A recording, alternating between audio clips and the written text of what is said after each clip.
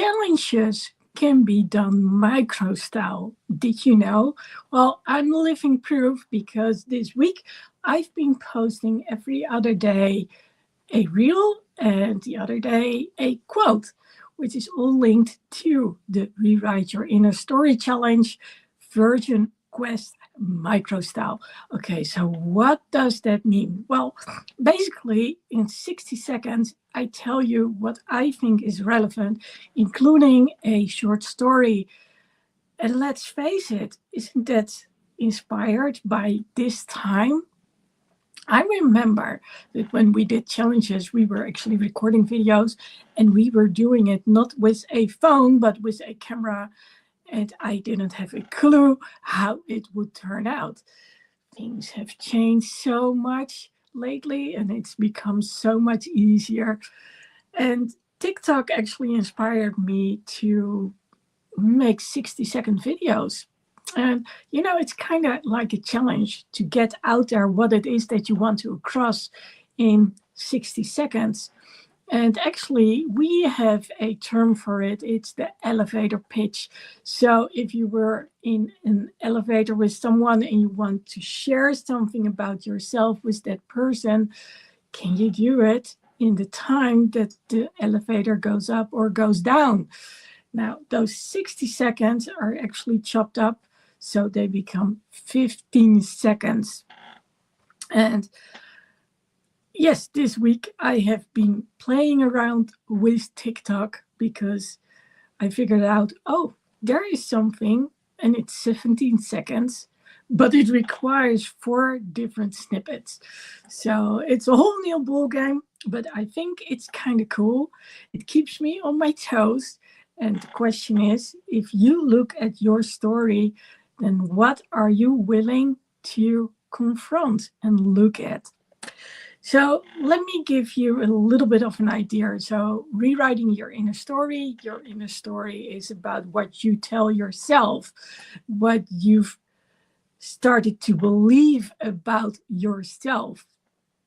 And I can tell you numerous stories. It started out with this week going to a restaurant, and I think I made about 8 calls in order to see if we could actually get the menu that I needed to have. So they have a menu for senior people. Yeah, you heard me, senior people, 55 plus. And yes, from this moment on, well, actually in about 7 hours, 6 hours, it's my time that I'll be 55 plus.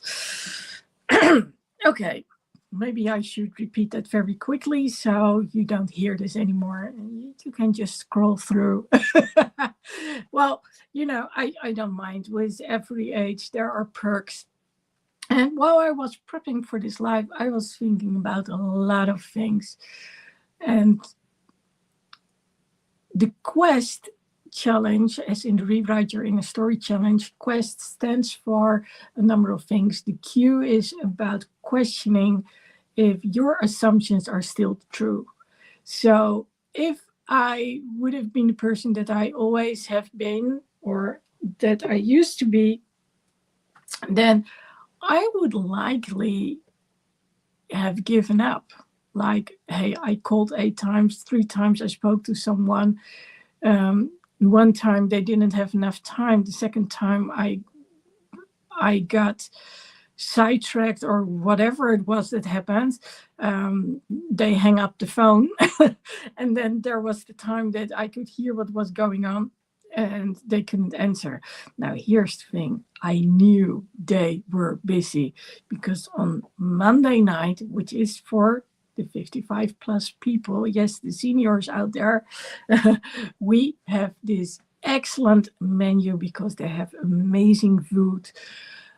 But the food is prepared, as in they make it fresh and it's delicious, but they serve like 250 people during that night. So they have a lot to do.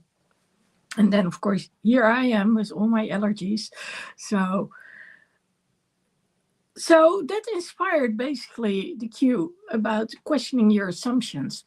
Like, okay, so do you actually believe what, well, how situations come across? So if someone doesn't answer the phone, it's so easy to believe, like, oh, must be me.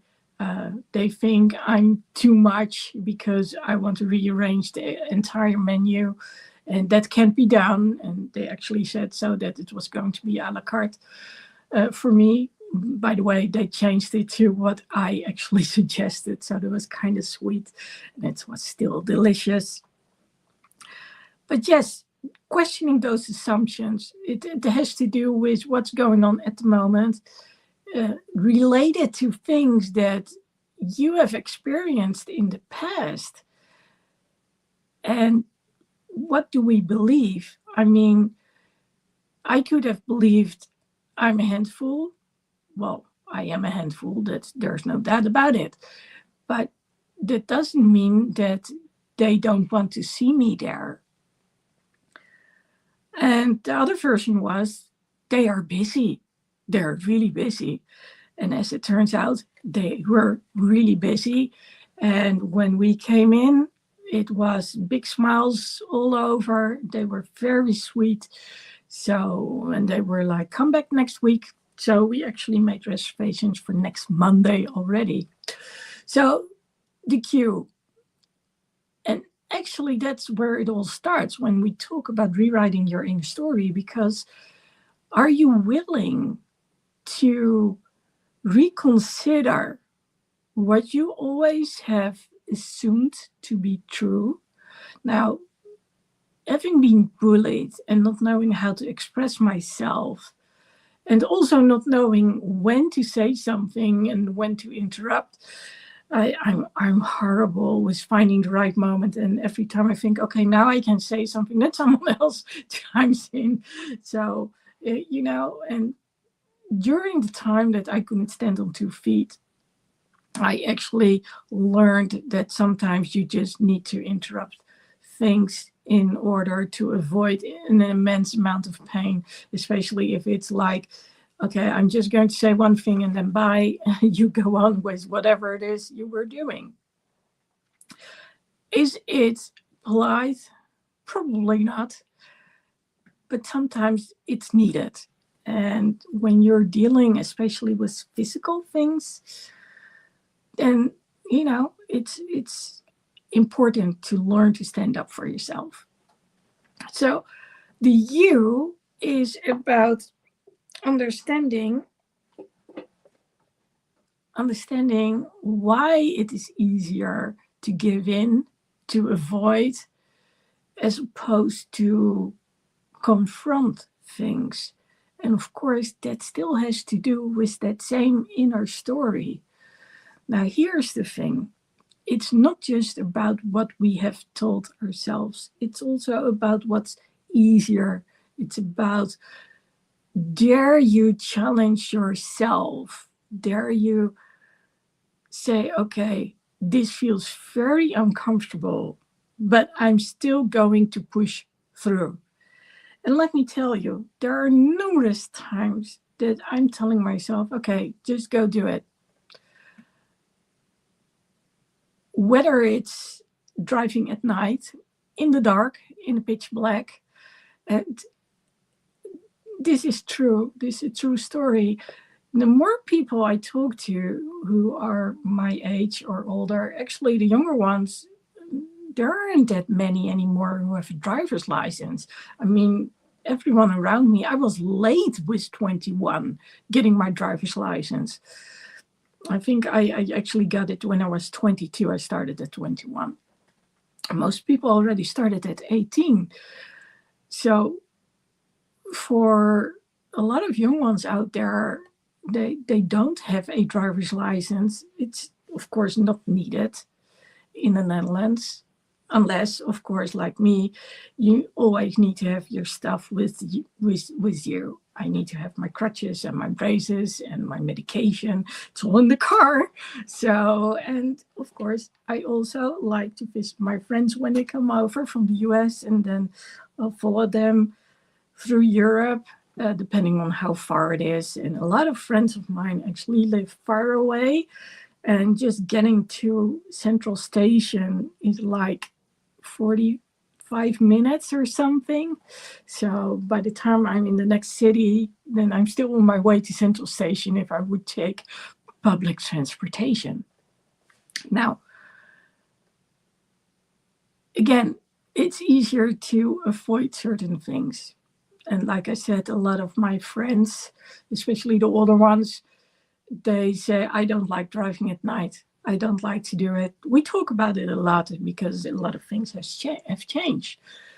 But I'm like, yeah, sure, I can give in or I cannot. But what I do is I do tweak certain things. So for instance, right now I'm wearing my contacts. Every now and then you see me wearing my glasses.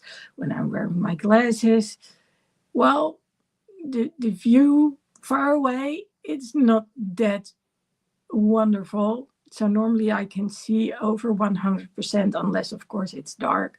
So I have special extra glasses I can put on top of my glasses.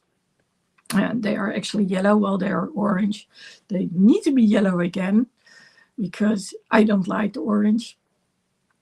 But it helps me. It helps me to see everything the way I want to see it, as much as is possible, of course, in the dark. And I regularly check with the optometrist, like, what can we do? What can we change? What do you think about this, that, and the other? So everything that needs to be done to improve certain things, I'll do it. You know, it's not a fixed thing for me. If there's something I can improve, then let's go do it. It's just like I have this directive of things like RoboCop. Now, I don't know which ones of you actually know RoboCop. So if you're Gen X, then you know RoboCop, the movie. And if you don't, RoboCop is a cop. At some point, he got into an accident, and they were trying to start the use of robots. So he basically still had his head and he had his spine, and that was about it. And the rest was, well, artificial limbs and everything. So they also got him some directives which could overrule his normal thinking. And on the inside of his helmet, you would see like all these rules that he had to abide to, but also the things that he questioned. And I always say, well, that's how my mind works with directives. Anyway, my life is a little complicated, you know, with allergies, not always being able to walk. And I don't want to stay at home. I want to be able to live freely, go places. And that means that I need to be willing to communicate with others clearly, because otherwise they won't understand me and they won't know what I need. And well, I don't know about you, but I don't want to call 911 too often. So there we go. Anyway, so the brain, we can train the brain. And when we talk about understanding how the mind works, it's about what do we do more often? And that's what the brain gets used to. So Friday is the time I go live. It's the evening after I've been playing drums. So prior to this, you'll find me behind my kit. It's not always easy. Sometimes I can be so immensely tired, but The Friday is the result of going live with a bunch of other people. And at some point I was like, well, I don't know if this fits anymore. And then I stopped doing it. And I reinstated it again. And then I got sidetracked by things that happened in the area. And I was like, okay, I need to do it. Because if I don't, what am I telling my brain? I'm telling my brain I cannot be trusted. Now, I am aware that I'm going live later than I would like to. Is that very bad? Well, I don't think so, because I still do it. I let people know it's there and they can go to YouTube and they can watch it. What's more important is that I'm doing it. I don't always go live for the full hour. It depends on how I'm feeling. The intention is to do it. It's long form content, as they call it. But every now and then it's like, okay, I'm just done. I just see how long I'll do it. So that has to do with what do you tell your brain? So one is, the cue is about questioning assumptions. So what have others told you? What do you believe to be true about yourself? And this one, the U, is about understanding how the brain works.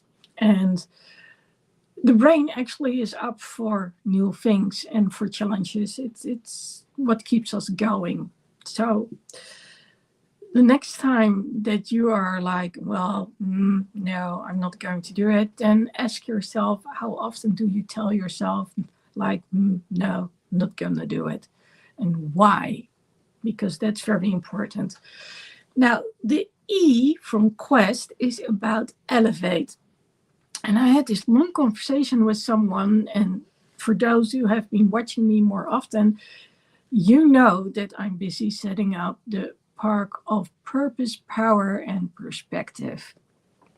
Now, here's the thing. I constantly hear from everyone that I have to start simple. You have to start with something that's doable.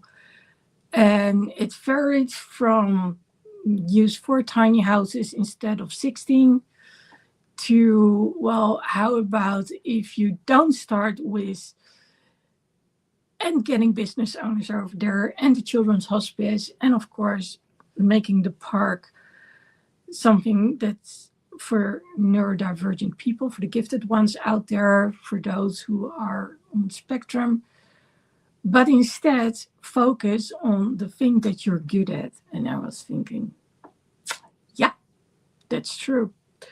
And that's when I realized that in order to elevate and in order to amplify, we sometimes need to simplify, whereas we might want to do the opposite, which is broadening things and making it complicated. I'm immensely good at coming up with all these ideas, and that's why the first round with the Grand Impact, which was with a different company, which didn't want to be mentioned, which was like, okay, so you want to raise funding, but you don't want to be a partner.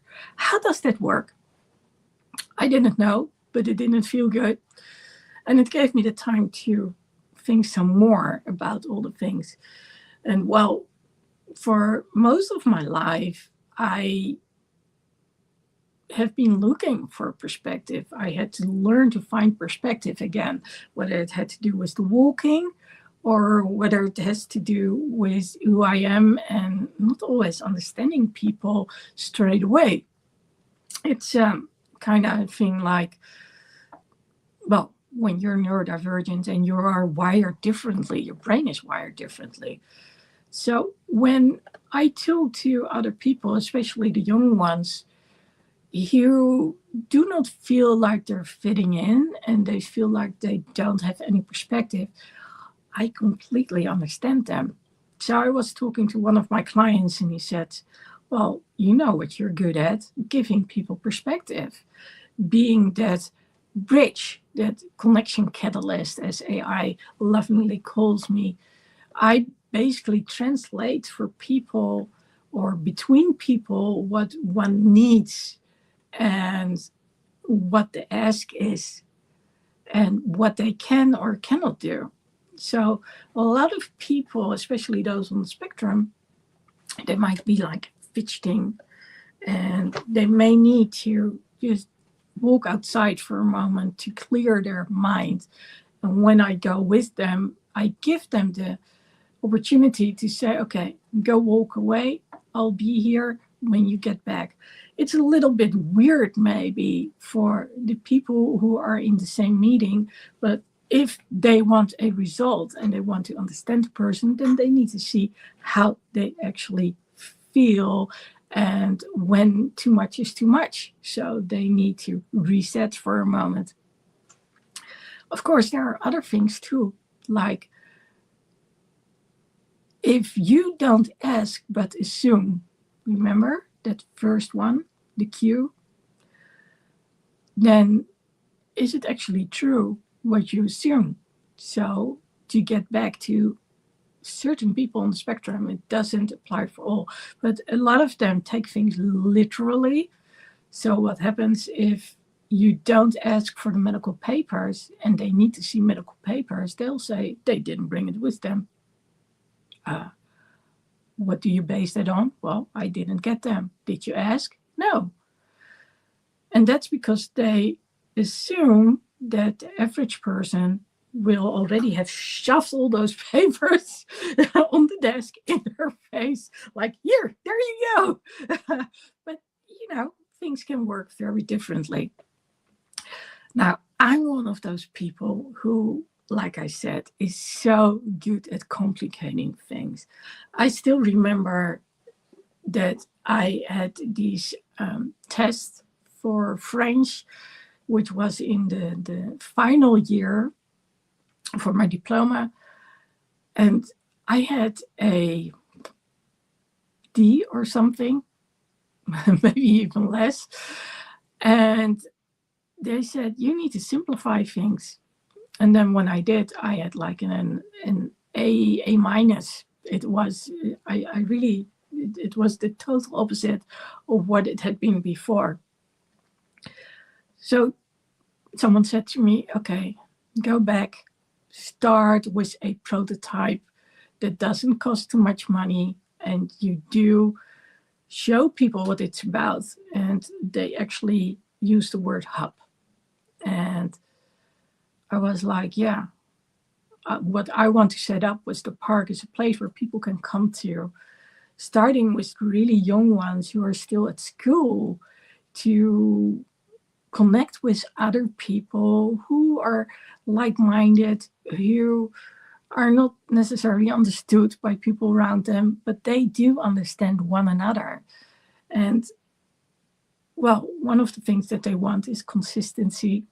So I always said, well, I want tiny houses. I want to be able to move the whole lot if it's necessary, say in case of an emergency.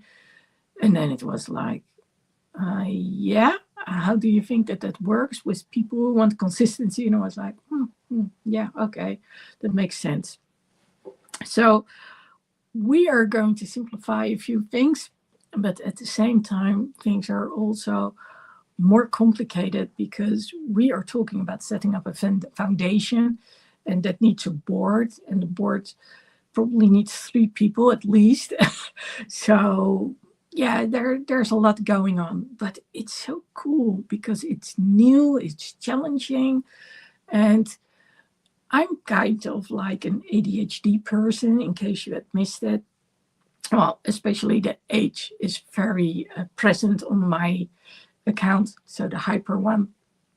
And it's so easy to also start focusing on other things. And I was like, no, this is what this is about. I said I want to be the go-to expert for neurodivergent people out there, often the gifted, and because their brain is wired differently.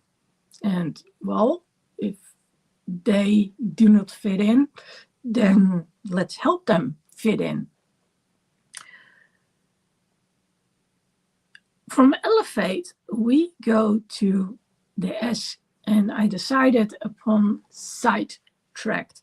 So if you're watching this YouTube live right now, then you already have the scoop, because, well, I haven't shared it yet on Instagram or on TikTok.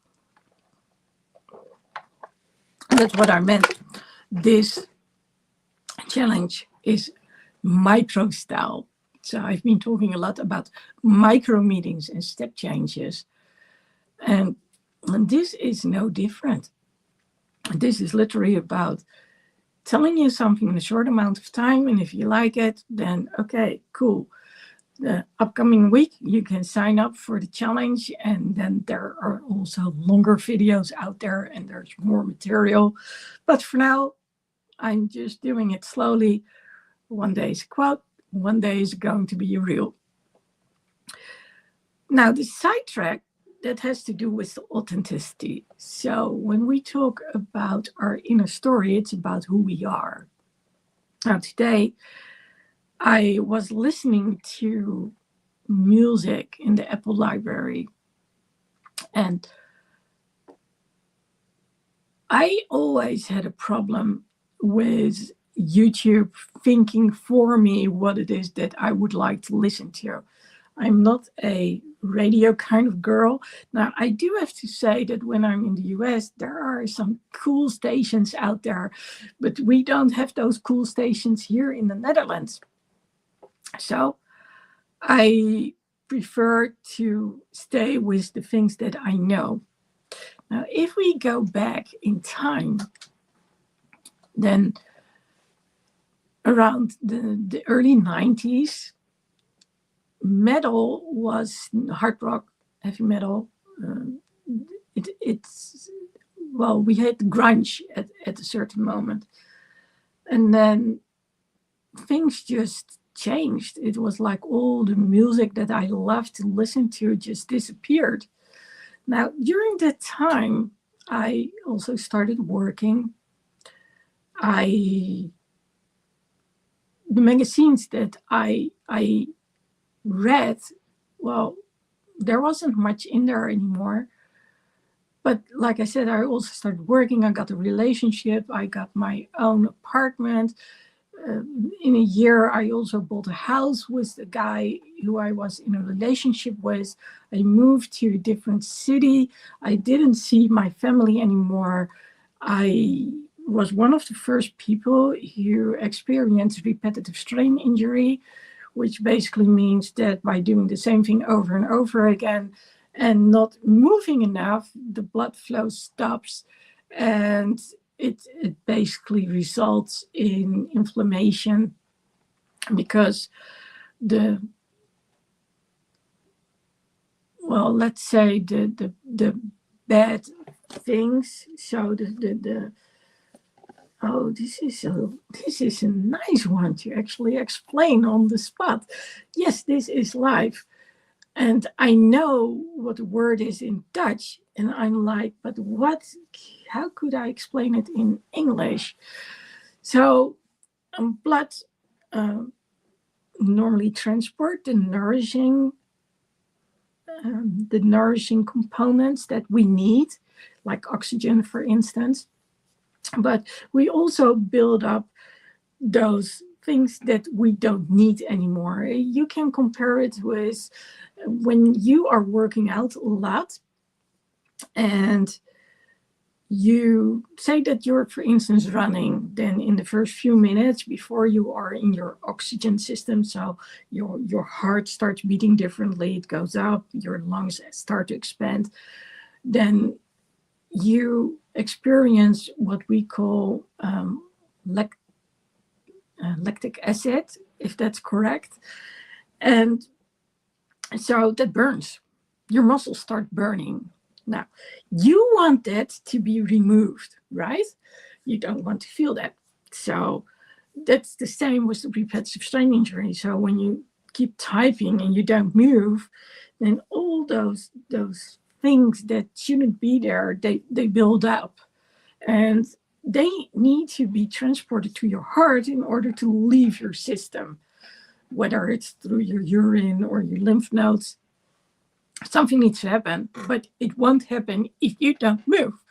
So the way to your heart has to be clear.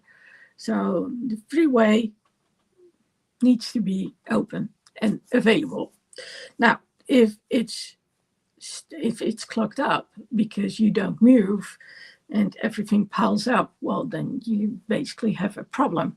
And that's how inflammation starts to appear. So one of the things that I actually got to learn is do push-ups in between, but also like every hour, stand up, do some exercises, do some squats, maybe go up and down the stairs, walk around the block, whatever it is, get some water, and, get a reset, refresh yourself, and basically also recharge yourself at the same time. So I was in a different environment. I just had started working. I was in a relationship with someone, living together 24/7. Like I said, I moved out of town to a different one, didn't see my family, didn't see the beach. And I was stuck on my own because I didn't go to work either. We got a little bird. He was so cute, was a blue one, and he was called Jerry. And yes, he could talk. And he went with me everywhere. Now, at some point, I got back to work again. I also realized that the life that I had been leading, so I always had been one who did something with music. As well, I've been named after a classical play originally, which was Free Release. Nowadays, of course, I'm known as Lady Lexi. So somewhere in high school, I got called Lexi already. And as early as 3 years old, I played the piano, and then later on guitar, bongos, drums, a lot of things. And I'm not sure if I played music back then. Well, I had the piano. The piano moved with me when I went to the other city. And it moved back with me when I got back to The Hague. So it was actually the piano of my parents. And my mom got a baby grand. So that's why I got to keep the piano. So there were a lot of other things too. I was raised in a family where art, music, dance, all those kind of things were normal. And all of a sudden, I was in a family where it wasn't normal. What was normal was when things had fallen off the truck, as we call it. So it's really cheap, and it's not cheap because of the legit ways, but because of something else. Then that would be okay. And I was like, but that's not okay. I'm one of those people, if they don't register something at the cash register, I'll go back and say, you forgot to register this. It's not that I don't want, something, an advantage, but I also know that, they have to account for it. So then I got confronted with drugs. Now, let's go back to what I said about music. Do you remember what I said? Grunge started to appear, hard rock, metal, it just died down, and we had to rave the cities. House made its entrance, and I went to house parties. Yes, I did. So at house parties, ecstasy was kind of normal. I had no need for it. I think I tried like a quarter or something, but well, since I have ADHD, it works in the opposite direction. So it doesn't work at all. But my boyfriend at the time, I remember that he would come home and then he would be chewing. And, well, there were some other things too, but it was no good. But what startled me the most was his friends. They used something else too. And at some point, he shared this story with me about someone who was joyriding with the car of one of his friends. Why? Because they'd taken too much pills, probably something with ecstasy or something. Anyway, he found the guy.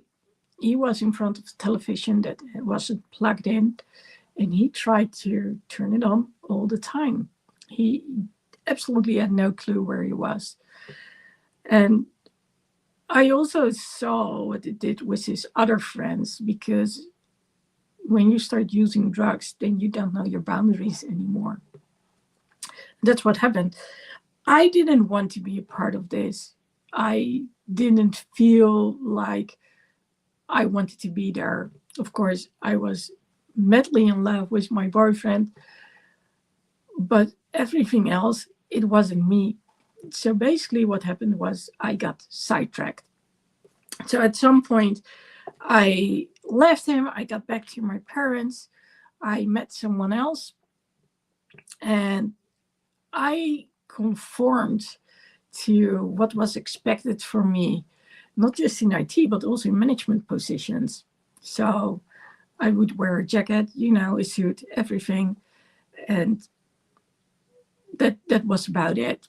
And I was told by my partner, if you get a tattoo or a piercing, it's over and done. Well, I got the tattoos and the piercings, so, well, you do the math. So things changed for me in about 2009. I went to a concert. I realized at that moment that the person who was fronting the band was the one person I didn't know, but I knew all the music. And I was like, how's this possible? So I went for the guitar player, Bruce Kulick.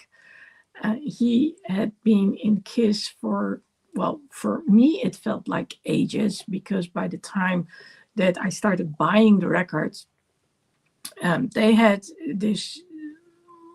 a lot of changes with guitar players.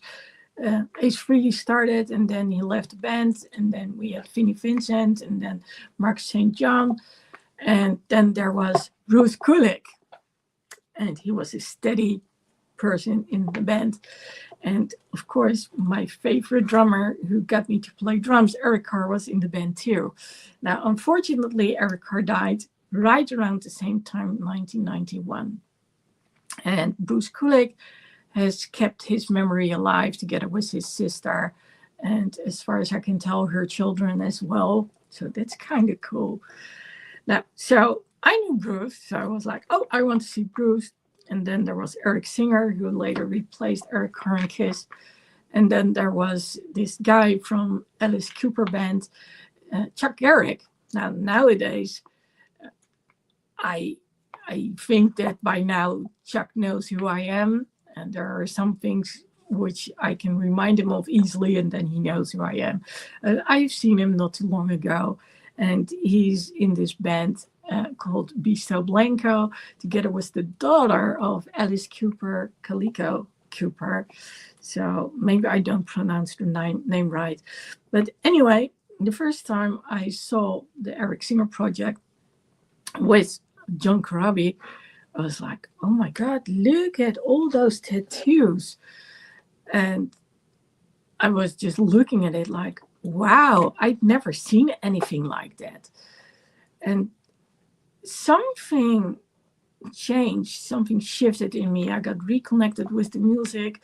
I also made friends during that concert, and life changed. I started going to concerts again. And around that time, a lot of the bands that stopped performing in the 90s, And one can say it was because they started having families, but the other part was they didn't get a record label anymore because, well, we had grunge and, well, it was like the metal scene was over and done with. So I felt like I had some catching up to do, which is basically what I did.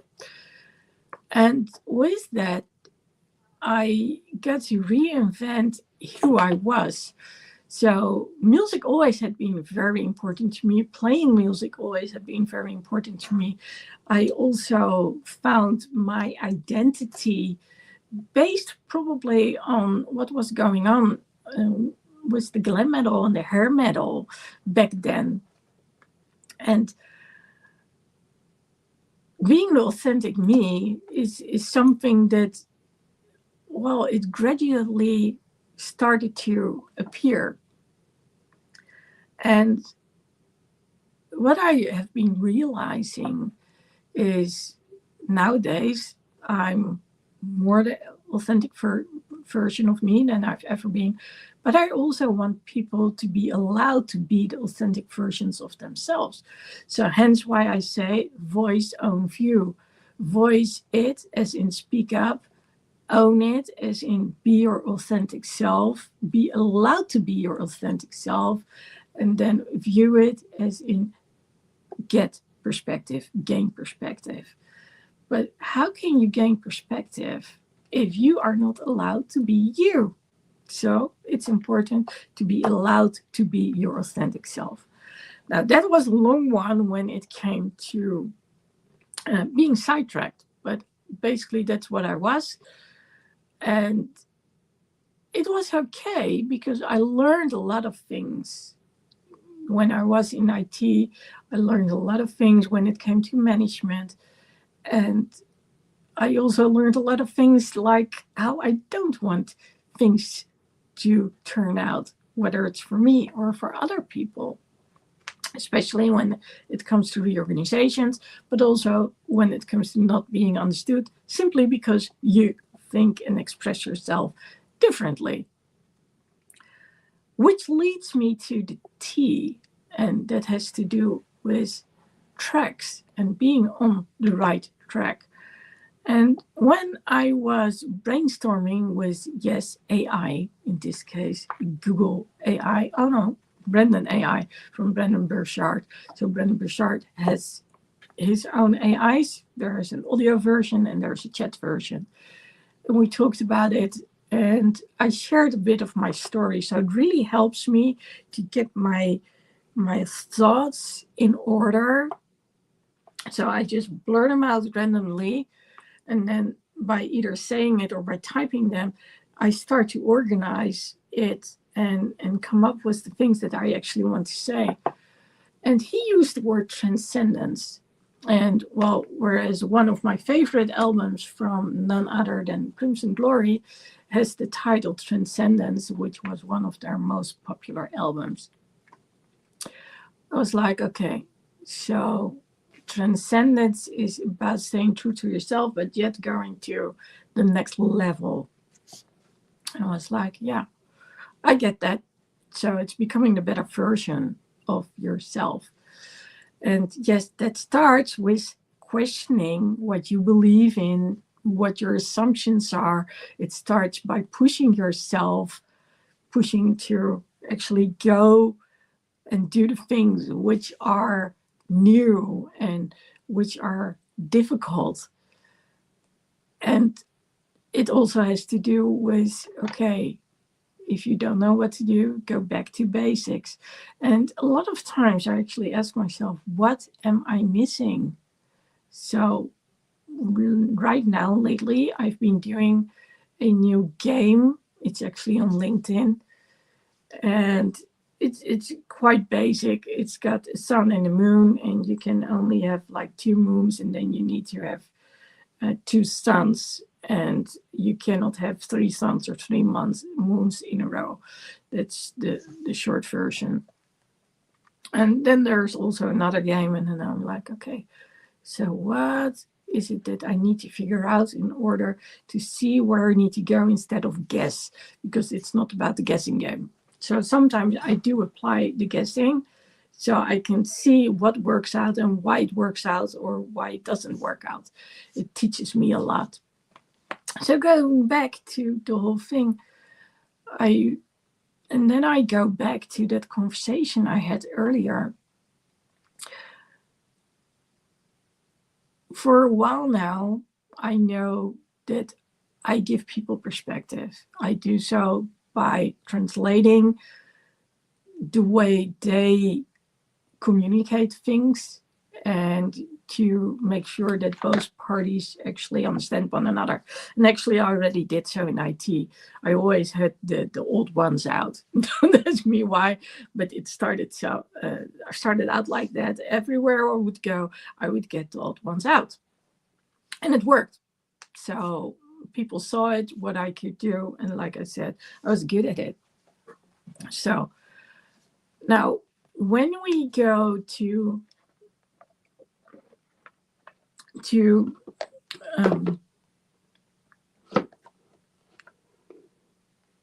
oh, sorry about this.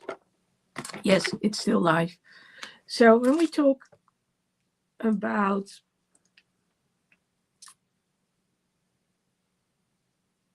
what is true to me, again, it's about getting people perspective, because if they don't have perspective, they opt out. We don't want people to opt out. If they don't opt out, they start harming themselves. We don't want that either.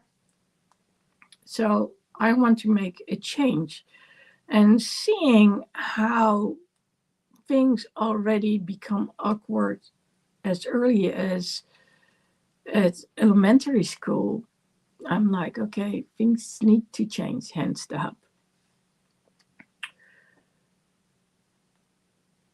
So at some point I realized that the people who are like me are people who either experience ADHD or are on the spectrum. And nowadays I refer to them as the neurodivergents, who are usually gifted. And it's not about wanting to exclude other people, but it's the ones who do not fit in. They need to have a place where they can go to. And here's the thing. Today I realized, going through my closet, that I had these dreams. So when I was growing up, I always said, well, children, mm-mm. And at some point, when everyone around me started having children, I was like, okay, well, that might be something for me. So I watched intensely and intently what happened with my nephews, them being able to sit, or before that, roll around.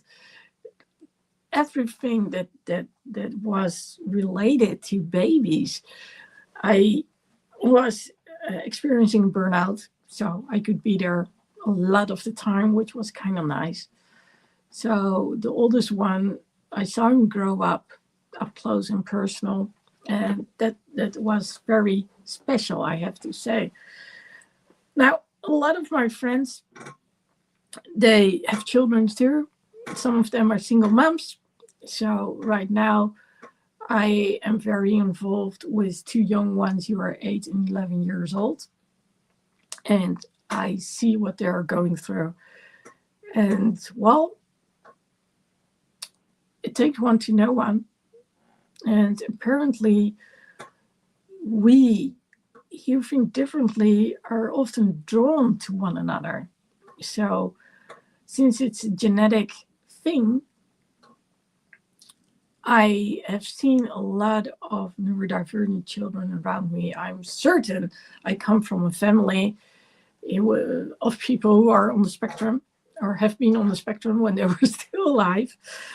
And yes, I have my things too. If you were to know me, then it's like when you see Sheldon, what's the name of the series again?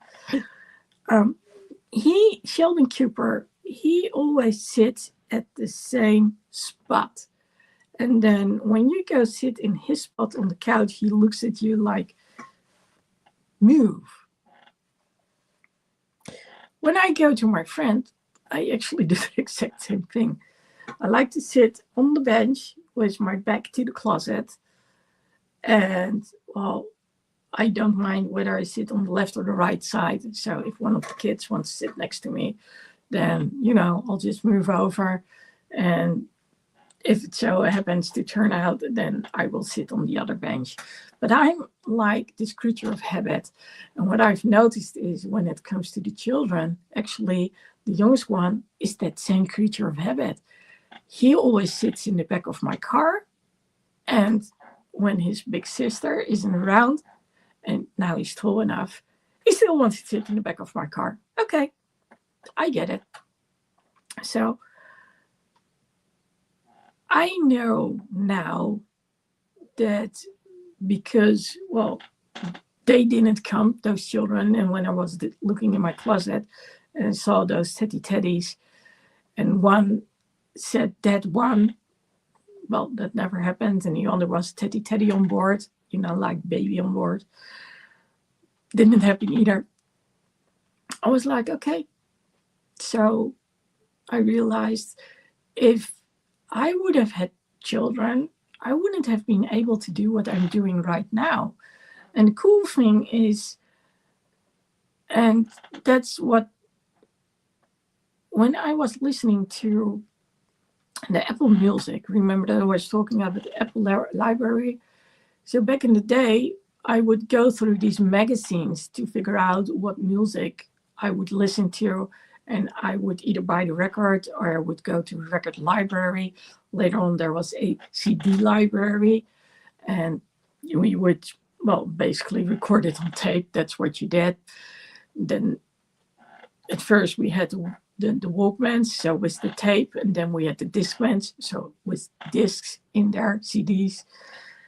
And when I was listening to the music today, I realized that for the first time, I was like, oh, they get it right. And I realized, oh, this is AI. Yeah, this is how things move forward. So whereas YouTube is feeding me stuff that I don't want to see, I don't want to hear, I don't like it when they play things randomly. This time, Apple, they knew what I was listening to. And that's when I realized that a lot of these bands that I was listening to actually stopped to exist in the 90s. And they actually said it was because the record label said, I cannot earn any money from this. And, well, I recognize that, right?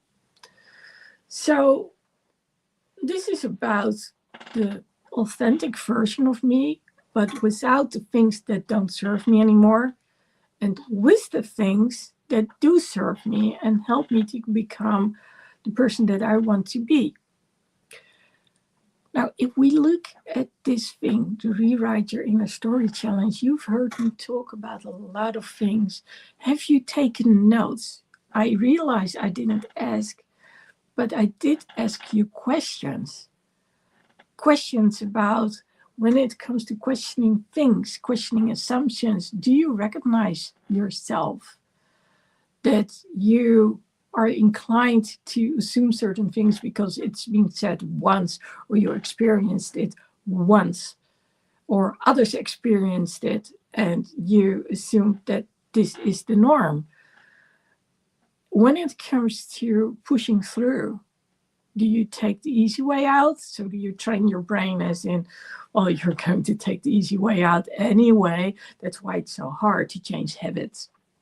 And even after 30 days, you can still go back to your former habit. Even after 90 days, you can still go back to former habits, as in not the new habits anymore. I mean, it's one of the things that happened when it came to my Friday Night Live.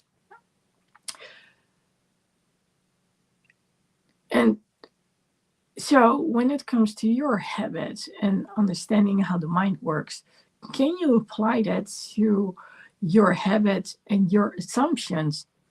When it comes to elevating things, how do you amplify things? Do you believe you can have a better life, a better understanding, a better relationship, a better job at work, whatever it is, that you can improve things? So, are you a person who just tries everything when you're very creative? It happens. I know all about it. But it does work to also focus on what is it that you really like to do. And maybe things will shift. I mean, I started out at the Academy of Arts, and then I went into IT, and nowadays I use the computer graphics, which I started doing at the Academy of Arts, to do a lot of editing. So I recorded video and audio at the Academy of Arts, and I'm using it nowadays to make my own reels and stuff. And yes, I can also build my own website if it's needed. So those things, they have a way of working out together. Like I said, I was in a lot of management jobs back then. And there were a lot of things that I saw that I didn't want to work out the way that I saw them working out. And I've decided that needs to change. There needs to be more compassion for the employees, and there needs to be more understanding and especially more patience. And that also means that we as persons need to dare to step up and ask. And well, I know I said some things at the beginning, but the question is, do you dare to be bold? And well, step up for yourself. We talked about being sidetracked. So in my life, a lot of things I've done to experience who I was, it was part of life.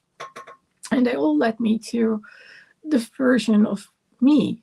So on the track where I am and actually going to do research, becoming the expert by lived experience, because, well, I sort of am already, but now it's going to be backed by research and this master studies.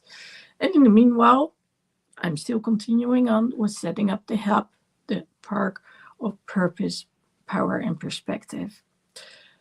Now, what is it that you got out of this life today? And if you want to think about this, the shorts can be found on TikTok, Lady Lexi Speaks Up, on Instagram, Lady Lexi Speaks Up.